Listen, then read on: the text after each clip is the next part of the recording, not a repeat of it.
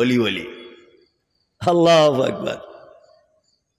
মানে এমন অলি অলি দাবি করতে করতে করতে করতে এক পর্যায়ে বলছে যে আমাদেরও নাম কোরআন মাজিদে আছে, বুঝলেন না? বলছে আনআমাল্লাহু আলাইহিম মিনান নাবিয়িনা ওয়াস-সিদ্দিকিন, সিদ্দিক শব্দ কোরআনে এসেছে না? হুজুর এখন বলছে এই আমাদের বংশের নাম কোরআনে আছে। আমি তখন বলছি তোমার যদি এই দাবি হয় তাহলে কালকে তো হিন্দু ভাইরা বলবে যে সীতা দেবীর নাম কোরআনে আছে। কোরআন মাজিদের শব্দ নেই লি ইলাফি কুরাইশিন ইলাফিহিম রিহিলাতাস সীতাই ওয়াস-সাইফ। তাহলে কালকে তো হরিপদ এ কথা বলবে যে আমাদের সীতা দেবীর নাম কোরআনে এসেছে। বলবে কি বলবে না? আবু লাহাব তার নাম তো কোরআন মাজিদে এসেছে, এসেছে না? বনি ইসরাইল তাদের নাম তো কোরআন মাজিদে এসেছে। কোরআন মাজিদে এলেই যে ভালো এটা আপনি বুঝলেন কি? দান করুক। আর কোরআনের সঙ্গে আমাদের সংঘর্ষটা কোথায় দেখুন। আপনাদেরকে দুটো একটা কথা দেখিয়ে দিই কোরআন থেকে। এক, আল্লাহ সুবহানাহু ওয়া তাআলা পবিত্র আল কোরআনে একটা মানুষের জীবনে যত যা কিছু প্রয়োজন এই বিধানগুলো এমন সিস্টেমে অবতীর্ণ করেছেন বা সৃষ্টি করেছেন বা তৈরি করেছেন বা আবিষ্কার করেছেন যা মানুষের আঙুল ঢোকানোর কোনো জায়গা নেই। তারও আগে একটা কথা বলি, আল্লাহ তাআলা পবিত্র আল কোরআনে বলছেন লা ইউকাল্লিফুল্লাহু নাফসান ইল্লা উসআহা। আল্লাহ তাআলা বলছেন যে নাহনু নাকুসসু আলাইকা আহসানাল কসাস বিমা আওহাইনা ইলাইকা হাযাল কোরআন। আল্লাহ বলছেন সারা পৃথিবীতে যত গদ্য পদ্য উপন্যাস যত লেখা যত রকমের যা কিছু আছে পবিত্র আল কোরআনের থেকে উত্তম কাহিনী উত্তম বর্ণনা আর সারা পৃথিবীতে কোনো কিতাবের ভিতরে পাওয়া যায় না। সংঘর্ষ কোথায় দেখুন। এক, আচ্ছা আমরা কমিটিরা দেখবেন মসজিদের যারা কমিটি, আমরা দেখবেন মসজিদের ইমাম সাহেব চলে যাওয়ার পরে আর একটা ইমাম যখন নির্বাচন করি তখন আমরা তার অনেক দিকটা লক্ষ্য রাখি। বয়স কত, কোথা থেকে মৌলবি পাস করেছে, হ্যাঁ গলার সুর ভালো কিনা, লম্বায় কতটা, নামাজ পড়ানোর তরিকা কেমন, জুম্মার খুতবার উপস্থাপনাটা কেমন, ছেলেটা দেখতে কেমন, বেতন কত নেবে, কামাই কেমন করবে, ছুটি কেমন নেবে, বিবাহিত না অবিবাহিত। আচ্ছা বলুন তো এইগুলো আমরা খোঁজ খবর নিয়ে কি নিই না? নেই। আপনি হাদিস এবং কোরআনে এক জায়গাতে আপনি এই পদ্ধতি উল্লেখ দেখাতে পারবেন না যে ইমাম হতে গেলে বিয়ে করা হতে হবে না অবিবাহিত হতে হবে, বেতন কত চাইবে, সপ্তাহে ছুটি কটা নিতে হবে, ইমাম সাহেব বেটে হবে না লম্বা হবে, গলার সুর ভালো হবে না খারাপ হবে, বক্তব্য বেশ সুর করে জুত করে রাখতে পারবে কিনা, এইরকম হাদিস কোরআনে ইমাম নির্বাচনের কথা বলা নেই। একটা কথা বলা আছে এইভাবে যে তোমাদের ভিতরে যে কোরআন সব থেকে বেশি ভালো জানে সেই ইমামতি করবে, তাতেও যদি সমান হয়ে যায় যে পরেশগারিতায় বেশি সেই ইমামতি করবে, তাতেও যদি সমান হয়ে যায় যে বয়সের বেশি ভালো কোরআন জানে সেই ইমামতি করবে। এতটুকুই। তাই আল্লাহ সুবহানাহু ওয়া তাআলা ইমাম নির্বাচনের ব্যাপারে কোথাও কিন্তু কথা বলেননি। আল্লাহ সুবহানাহু ওয়া তাআলা ইমামদের ব্যাপারে নির্বাচনের কথা না বলে উনি বলছেন যে মসজিদ পরিচালনা করবে কারা, কমিটি কারা হবে, আল্লাহ কমিটি নির্বাচন করে দিয়েছেন। বোঝার চেষ্টা করুন। মানে আল্লাহ এটা জানে যে কমিটি যদি ভালো হয় ইমাম এমনি ভালো হবে। আল্লাহ সুবহানাহু ওয়া তাআলা কমিটি নির্বাচন করেছেন। কি না ওই লোক আল্লাহর ঘরকে আবাদ করবে, ওই লোক মসজিদের দায়িত্বে থাকবে, ও তত্ত্বাবধানে ওই লোকটা থাকবে। কে সে? যে আল্লাহ ছাড়া কাউকে ভয় করে না, 5 ওয়াক্ত সালাত আদায় করে, যাকাত বুঝে দেয়, কিয়ামতের প্রতি বিশ্বাস রাখে, আল্লাহর প্রতি যার বিশ্বাস রয়েছে এই লোকটা মসজিদ পরিচালনার দায়িত্বে থাকবে। এক জায়গাতে বলা হয়নি যে ইমাম সাহেবের বর্ণনাটা কেমন। তার মানে আল্লাহ এটা জানে।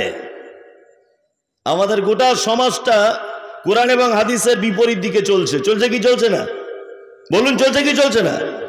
আমরা হাদিস কোরআন দিয়ে সামাজিকভাবে ইমাম যাচাই করছি, অথচ কোরআন দিয়ে কমিটি যাচাই করতে পারছি না। আল্লাহু আকবার। কমিটি যাচাই করছি, নামাজ পড়ুক আর না পড়ুক, টাকা বেশি আছে তুমি মোতাল্লি হয়ে যাও, তুমি মোতাল্লি হও। আল্লাহু আকবার। পবিত্র আল কোরআনের সঙ্গে আমাদের কেমন সংঘর্ষ দেখুন। তারপরে আমি সূরা আরাফের হালকা একটু তাফসীর করে দিব। এক, আল্লাহ সুবহানাহু ওয়া তাআলা পবিত্র আল কোরআনের ভিতরে বলছেন, কুল, নবী আপনি বলুন, হাল ইয়াস্তাবিল্লাযীনা ইয়ালামুনা ওয়াল্লাযীনা লা ইয়ালামুন, যারা জানে আর যারা জানে না, আপনি বলুন তারা কি সমান? কথা বলুন তো, যারা জানে আর যারা জানে না এরা কি সমান? আচ্ছা, কি জানার কথা বলা হচ্ছে? এইটা, তাই তো? এক কথাতে দ্বীনের জ্ঞান, তাই তো? যারা জানে না আর যারা জানে উভয় সমান নয়। আল্লাহ তাআলার ভাষা শুনুন। আল্লাহ তাআলা বলছেন কুল, অন্যত্তরে বলছেন হাল ইয়াস্তাবিল আ'মা ওয়াল বাসীর ওয়াজ যুলুমাতি ওয়ান নূর। আল্লাহ নবীকে আবার বলছেন, নবী একজন চক্ষু লোক, চক্ষু বিশিষ্ট লোক আর একজন চক্ষুহীন লোক, এরা দুজন কি সমান? সমান। তার মানে বোঝা যাচ্ছে যাদের দ্বীনের জ্ঞান নেই এরা অন্ধ। এ কথা কে বলছেন? আল্লাহ। কোরআনের সঙ্গে আমাদের কেমন সংঘর্ষ দেখুন। এসব কথা বললে এখন বলবে যে মমতাজুল ইসলাম কমিটির বিপক্ষে, মাদ্রাসার বিপক্ষে, মসজিদের বিপক্ষে। আরে গোলাম হোসেন, আমি কারুর বিপক্ষে নয়। আপনার বেটির সঙ্গে আমার বেটার বিয়ে দেওয়া আছে, আপনার জমির পাশে আমার জমি আছে, আপনি আমার কাছে 10 লাখ টাকা পান, আপনার সঙ্গে কোনো শত্রুতা আছে, আপনার বিপক্ষে কেন বলতে যাব? আমি এই বাস্তব সমাজের রোগগুলো তুলে ধরছি। আল্লাহ তাআলার ভাষা হচ্ছে যারা দ্বীনের জ্ঞান রাখে না এরা কি? অন্ধ। আমি মমতাজুল ইসলাম চোখে দেখতে পাই না, একদমই দেখতে পাই না। তা রাত্রিবেলা আমার হাতে একটা লাইট দেওয়া হলো আর বলা হলো যে মমতাজ কাসেমি সাহেবকে একটু মেন রোড পর্যন্ত পৌঁছে দাও। আচ্ছা বলুন তো, আমার পক্ষে ওই লোকটার মেন রোড পর্যন্ত পৌঁছানো সম্ভব? সম্ভব? আমি তো অন্ধ লোক। অন্ধ লোক না, আমি অন্ধ। আমার লাইটই কি দিনই বাকি রাতই বাকি? আমি ওনাকে সঠিক রাস্তায় পৌঁছাতে পারবো না। সারা পশ্চিম বাংলার যত শিক্ষা ব্যবস্থা আছে, এই মাদ্রাসাগুলো এখান থেকে কিসের শিক্ষা হয়? কোরআন এবং হাদিসের। তাহলে আমরা একবার খুব নিখুঁতভাবে বিচার করব। আল্লাহ বলছেন যারা এর জ্ঞান রাখে না তারা অন্ধ।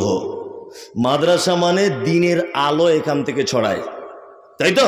তাহলে অন্ধ লোকের হাতে যদি আলোর দায়িত্ব দেওয়া হয় বা এই ডিপার্টমেন্টটা যদি দেওয়া হয়, বলুন দেখি এটা সহজভাবে চলবে কি চলবে না? চলবে? কথা বলছেন না কেন? চলবে? কখনোই চলবে না। সারা পশ্চিম বাংলার মাদ্রাসাগুলো আপনি মিশনের দিকে দেখুন, মিশনগুলো আজকে 1 তলা, কালকে 2 তলা, তারপরের দিন 5 তলা, ছাত্র নিতে পারছে না। আর আপনি একটা মাদ্রাসার দিকে দেখুন, 20 বছর আগে যে পদ্ধতি দেখেছেন আজও সেই পদ্ধতি, কোনো ডেভেলপ নেই, কোনো ডেভেলপ নেই। তার কারণ কি? মিশনগুলো যারা পরিচালনা করে তারা উচ্চ জেনারেল শিক্ষিত লোক, বোঝার চেষ্টা করুন। আর মাদ্রাসাগুলো যারা পরিচালনা করছে সারা পশ্চিম বাংলাতে, আল্লাহর কসম বলছে, আপনার বিপক্ষে বলছি না, এগুলো বিবেচনা করুন। যারা এই সংস্থা বা এই মাদ্রাসা, এই প্রতিষ্ঠানগুলি যারা পরিচালনা করছে, আল্লাহর ভাষাতে 95% অন্ধ লোক। ঠিক বলছি না ভুল বলছি? একদম। ওই জন্য মাদ্রাসার কোনো ডেভেলপ নেই সারা পশ্চিম বাংলাতে। আমাদের অবিলম্বে উচিত যে সমস্ত মাদ্রাসাগুলি আছে এইগুলো বড় বড় আলেমদের তত্ত্বাবধানে দিয়ে দেওয়া। কমিটিতে আপনারাই থাকুন, সভাপতি আপনারাই হন, দায়িত্বে আপনারাই থাকুন। কারণ একটা কথা মাথায় রেখে চলুন, আমি মমতাজুল ইসলাম খুব বড় বক্তা, ধরে নেন বোঝানোর জন্য বলছি। তা আপনাদের গ্রামে আমি এসেছি, লোক আমাকে শুধু দেখতে আসছে, মোবাইলে ফটো তুলছে, অনেক সম্মান করছে। তা আপনাদের গ্রামে এসে দেখছি যে একটা 16 দলীয় ফুটবলের ম্যাচ চলছে, 16 দলের একটা ফুটবল খেলার ম্যাচ হচ্ছে। তা আমাকে সম্মান দিয়ে যে খেলাটা পরিচালনা করছে আর কি কমিটি, তারা ওই রেফারি করার বাঁশিটা হাতে তুলে দিয়ে বলছে, হুজুর আপনি কলকাতা থেকে এসেছেন, আপনি রেফারিটা আজকে করুন। আমাকে বলছে আপনি রেফারি করুন। আচ্ছা, আমি কিন্তু হ্যান্ডবল কাকে বলে জানি না, কিভাবে থ্রো করতে হয় এই জ্ঞান আমার নেই, অফসাইড কাকে বলে এই জ্ঞান আমার নেই। বোঝার চেষ্টা করুন। তাহলে আমার হাতে যদি সম্মানীভাবে বাঁশিটা তুলে দেওয়া হয়, ম্যাচ শেষ পর্যন্ত সঠিক পরিচালনা হবে না মাঝখানে 3-4টা লোক মালদা হসপিটালে ভর্তি হয়ে যাবে? কোনটা? হসপিটালে ভর্তি হয়ে যাবে। তার মানে বোঝা গেল আমি মমতাজুল ইসলাম, আমি বক্তা, আমাকে বক্তব্যের কাজে লাগানো উচিত, আমাকে রেফারির কাজে লাগানো যাবে না। তা আপনি যে লাইনের মানুষ, আপনি সেই লাইনের দায়িত্বে থাকুন, সমাজে উন্নতি হবে। আর আপনার লাইন ছাড়া যদি আপনি অন্য লাইনেও যদি দায়িত্ব গ্রহণ করতে চান, তাহলে সারা পৃথিবীর সব থেকে বোকা মানুষ আপনি, এটা আপনাকে বলে দিয়ে গেলাম। আমাকে মাদ্রাসা প্রতিষ্ঠানের লোকেরা কেউ থাকলে বলবে টাকা দিয়ে এনে সর্বনাশ করে দিয়ে চলে গেল। সর্বনাশ নয়, আপনাকে ভাবার জন্য বলে দিলাম, ভাবুন, একদম মনে মনে ভাবুন। আল্লাহু আকবার। আল্লাহ তুমি জাতিকে সঠিকভাবে বোঝার তুমি তৌফিক দান করো, আমিন। সব থেকে বড় কথা হচ্ছে এই যে আমি যদি এখন ডাক্তার হই, তাহলে আমার কাজ হচ্ছে যে রোগীর রোগ নির্ণয় করতে হবে, তাই তো? তা আমি এখন ছোটখাটো একটা সমাজের ডাক্তার, ধর্মীয় ডাক্তার, তাহলে আমার তো এটা লক্ষ্য রাখতে হবে যে রুগীর এখন বর্তমানে কোন কোন অসুস্থ বা কোন কোন রোগগুলো বেশি চাড়া দিয়ে উঠছে, তার তো ট্রিটমেন্ট আগে করতে হবে আমার। এইগুলো আগে ট্রিটমেন্ট করে আপনাদেরকে ঠিক করতে হবে, তবে সমাজে ডেভেলপ আসবে, তার আগে নয়। খুব হুঁশিয়ারি করে চালান সমাজ, যেমন তেমন করে নয়। এইবার আমি আপনাদের সামনে বক্তব্যের মূল পর্ব কোরআন মাজিদ থেকে শুরু করছি, একটা একটা করে বলবো, আপনারা শুনুন। এক, আল্লাহ তাআলা এই সূরাটি 1, 2, 3, 4 যদি সিরিয়ালের দিকে আসেন তাহলে 7 নম্বর সূরা। কত নম্বর? 7 নম্বর। সূরাটির নাম হচ্ছে সূরা আল আরাফ। এই সূরাটি আল্লাহ সুবহানাহু ওয়া তাআলা বেশ প্রথম দিকে কয়েকটি গুরুত্বপূর্ণ কথা বলছেন। আমি সেই গুরুত্বপূর্ণ কথাগুলো বলছি, আল্লাহর বাণীর বাংলা অনুবাদ করে দিচ্ছি। আল্লাহ তাআলা বলছেন আলিফ লাম মিম সাদ। পবিত্র আল কোরআনে 29টি সূরার ভিতরে এই রকম শব্দগুলো এসেছে, আলিফ লাম মিম, তাহা, ইয়াসিন, কফ, কাফ হা আইন সাদ, আলিফ লাম রা, এরকম 29টি সূরার ভিতরে এসেছে এই শব্দগুলো। এর আরবিতে বলা হয় হুরুফে মুকাত্তাত, যার বাংলা অর্থ হচ্ছে বিচ্ছিন্ন অক্ষরমালা। বিচ্ছিন্ন অক্ষরমালা, এগুলোর মানে কি আমি বলতে পারবো না, এ ব্যাপারে বলার আমার রাইট নেই। মুহাম্মদ সাল্লাল্লাহু আলাইহি ওয়াসাল্লাম নিজে পর্যন্ত ব্যাপারে কিছু বলেননি, সাহাবায়ে কিরামগণ বলেননি, তাবিঈগণ বলেননি, কোন মুহাদ্দিসগণ বলেননি।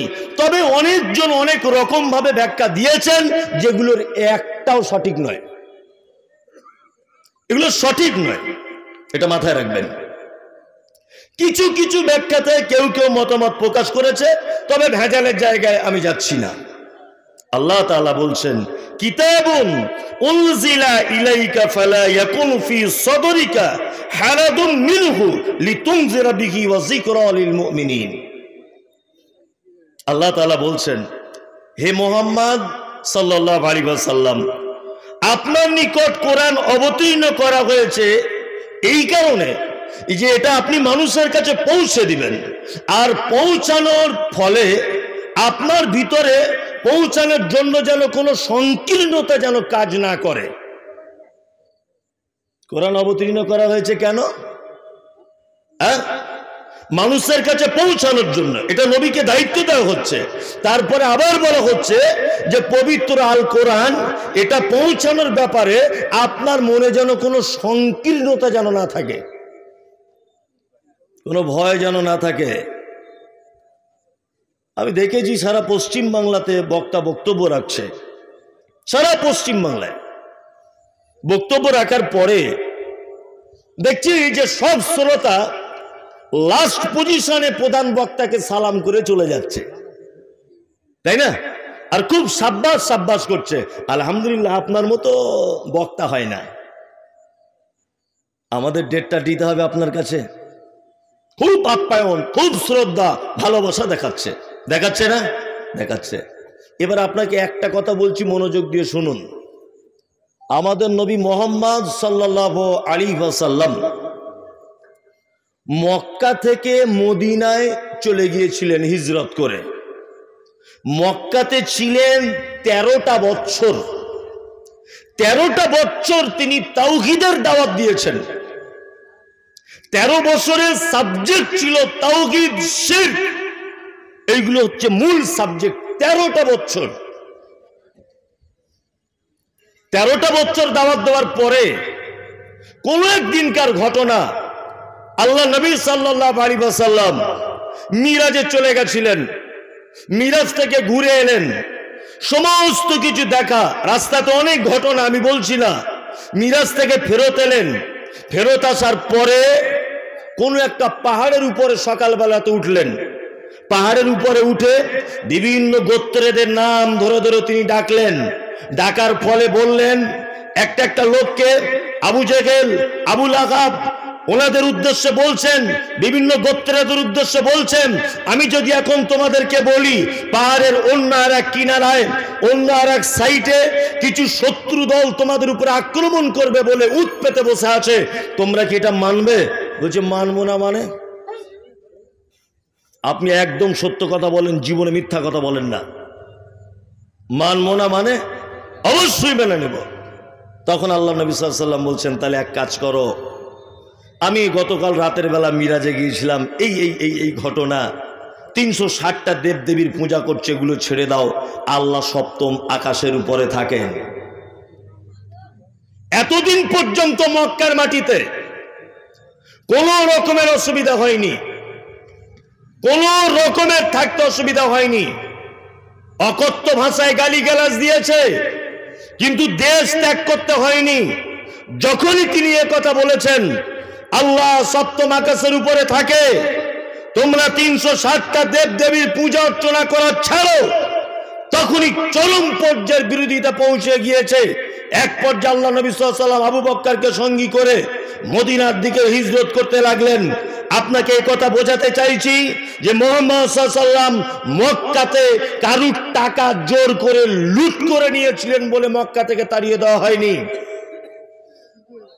কারো জমি জোর করে দখল করেছিলেন বলে মক্কা থেকে পালিয়ে যেতে হয়নি। কোন মানুষকে কটু কথা, অকথ্য ভাষায় গালিগালাজ দিয়েছেন বলে পারিবারিক অশান্তি, রাজনৈতিক অশান্তি, এই কারণে মক্কা ছাড়তে হয়নি। মক্কা ছাড়তে হয়েছে মূলত একটি কারণে, সেটা হচ্ছে এই তাওহীদের প্রতিষ্ঠার জন্য, এক আল্লাহর হুকুম কায়েমের জন্য, সত্য কথা প্রকাশ করে দেওয়ার জন্য মুহাম্মদ সাল্লাল্লাহু আলাইহি ওয়াসাল্লামকে মক্কা ছেড়ে চলে যেতে হলো মদিনাতে। আল্লাহ তাআলা পবিত্র আল কোরআনে কথা বলছেন, অদ্দুলাউ তুদহিনু ফায়ুদহিনুন। নবী, আপনি কখনোই কোশ্চিনকালেও অপরাধীদের সঙ্গে এক জায়গায় বসে গোপন ভাবে নীরবতা পালন করে আপনি কথা বলবেন না যে তোমাদেরটাও ভালো আমাদেরটাও ভালো, আপোষ করবেন না। তার মানে আল্লাহ বলছেন নবীকে অদ্দুলাউ তুদহিনু ফায়ুদহিনুন, কখনই আপনি আপোষ করতে যাবেন না। অনেক মানুষ আছে না আপোষ করে, করে কি করে না? অনেক জায়গাতে বেদাত চলছে, মারাত্মক বেদাত, মারাত্মক বেদাত। মৌলভী সাহেবকে জিজ্ঞাসা করছে এটা বেদাত, বলছে করলেও হবে না করলেও হবে। কি বলছি বুঝতে পারছেন না? কি বলছে? বলছে করলেও হবে না করলেও চলবে। অথচ হাদিস কোরআনে তার কোনো অস্তিত্ব খুঁজে পাওয়া যায় না। আল্লাহু আকবার। এইরকম ভাবে আপোষ করা ইসলামে কি হক এবং বাতিলের সঙ্গে আপোষ হবে না। বাতিল বাতিল, হক হক। আজকে বড় আফসোস লাগে, আসলে আমি তো বেশি হাদিস কোরআন জানি না, সামাজিক কথাবার্তা বলি। আমরা হক কথা বলার কারণে, বলিষ্ঠ ভাষায় সহিহ হাদিস বর্ণনা করার কারণে আমার নিজের চোখে দেখা অনেক মসজিদের ইমাম সাহেবের চাকরি চলে গেছে, গেছে না? অনেক ইমাম সাহেবের চাকরি চলে গেছে। কিন্তু আজ পর্যন্ত আমি দেখলাম না যে কোন মসজিদে এটা লেখা আছে দেওয়ালে বা রেজুলেশন করা আছে যে বেনামাজি, বিনা দাড়িওয়ালা, সুদখোর, মাতাল এই লোক মসজিদের দায়িত্বে থাকতে পারবে না। এইরকম কোন জায়গায় আইন করা নেই, আছে বলুন? নেই। সমাজ পুরো উল্টো, পুরো উল্টো দিকে চলছে। কোরআন মাজিদ মুহাম্মদ সাল্লাল্লাহু আলাইহি ওয়াসাল্লামকে বলা হচ্ছে আপনি মানুষের কাছে পৌঁছে দেওয়ার ব্যাপারে যেন আপনার মনে কোনো রকমের ভয় ভীতি কিছুই যেন না থাকে। বিপদের সম্মুখীন হবেন, বাঁচাবে কে? কে? আল্লাহ। রুজি পৃথিবীর কোনো মানুষের দ্বারাতে আসে না, রুজি উপর থেকে আসে। তারপরে আল্লাহ তাআলা বলছেন ইত্তাবিউ মা উনজিলা ইলাইকুম মির রাব্বিকুম ওয়ালা তাত্তাবিউ মিন দুনিহি আউলিয়া কলিলাম মা তাযাক্কারুন। আল্লাহ বলছেন ইত্তাবিউ, তোমরা আনুগত্য করো, মা উনজিলা ইলাইকুম মির রাব্বিকুম, তোমার রবের পক্ষ থেকে যেটা এসেছে অর্থাৎ আল কোরআন, এইটার আনুগত্য করো। ওয়ালা তাত্তাবিউ, আল্লাহ বলছে আনুগত্য করো না, মিন দুনিহি, এটাকে বাদ দিয়ে আউলিয়া। আমরা একটা নাম বলি না, অলি আল্লাহ, বলি কি বলি না? যে আল্লাহর অলি, অলি অলি। আল্লাহু আকবার। মানে এমন অলি, অলি দাবি করতে করতে করতে করতে এক পর্যায়ে বলছে যে আমাদেরও নাম কোরআন মাজিদে আছে, বুঝলেন না? বলছে আনআমাল্লাহু আলাইহিম মিনান নাবিয়িনা ওয়াস-সিদ্দিকিন, সিদ্দিক শব্দ কোরআনে এসেছে না? হুজুর এখন বলছে এই আমাদের বংশের নাম কোরআনে আছে। আমি তখন বলছি তোমার যদি এই দাবি হয় তাহলে কালকে তো হিন্দু ভাইরা বলবে যে সীতা দেবীর নাম কোরআনে আছে, কোরআন মাজিদে শব্দ নেই। লি ইলাফি কুরাইশিন ইলাফিহিম রিহিলাতাস সীতাই ওয়াস-সাইফ। তাহলে কালকে তো হরিপদ এ কথা বলবে যে আমাদের সীতা দেবীর নাম কোরআনে এসেছে, বলবে কি বলবে না? আবুল আহাব তার নাম তো কোরআন মাজিদে এসেছে, এসেছে না? বানি ইসরাইল তাদের নাম তো কোরআন মাজিদে এসেছে। কোরআন মাজিদে এলেই যে ভালো, এটা আপনি বুঝলেন কি করে?